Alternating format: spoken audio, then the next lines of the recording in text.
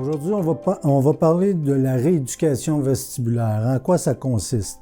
Il s'agit d'une formation avancée en physiothérapie qui permet aux cliniciens d'évaluer de façon exhaustive le fonctionnement du système vestibulaire à l'aide de différents tests et appareils afin de cerner là où les causes des différents symptômes qui sont reliés aux pathologies du système vestibulaire, tels les vertiges, les étourdissements, la vision floue, perte d'équilibre, nausées, maux de tête, céphalée, et d'y apporter des correctifs via des exercices et des manœuvres de relocalisation.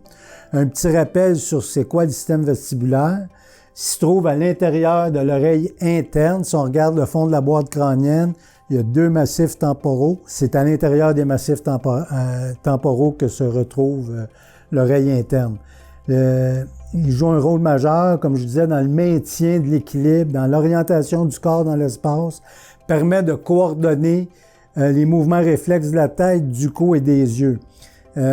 Différentes pathologies qui sont reliées au système vestibulaire, le VPPB, le vertige positionnel paroxystique bénin, qui survient lors du déplacement de cristaux ou de débris autoconiaux dans un des canaux semi-circulaires dont on parlait, et qui va souvent être à l'origine des vertiges positionnels dans des cas de cupulolithiase ou de canalolithiase.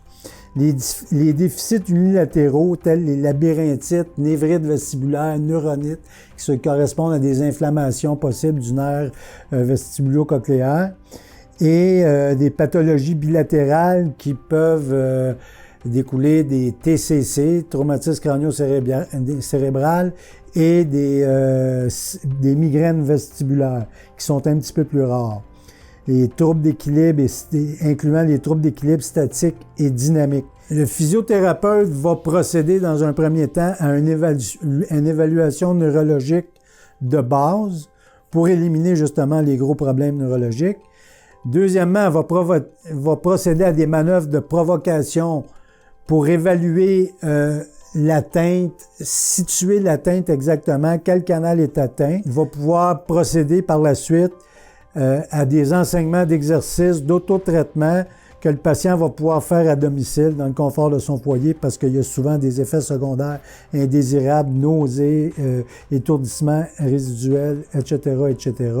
Et ça va être des traitements de courte durée dans la grande majorité des cas, qui 1 à 2 visites, souvent parfois 3 sont nécessaires, mais c'est un traitement qui est très efficace. Donc, ne nécessite pas beaucoup de visites.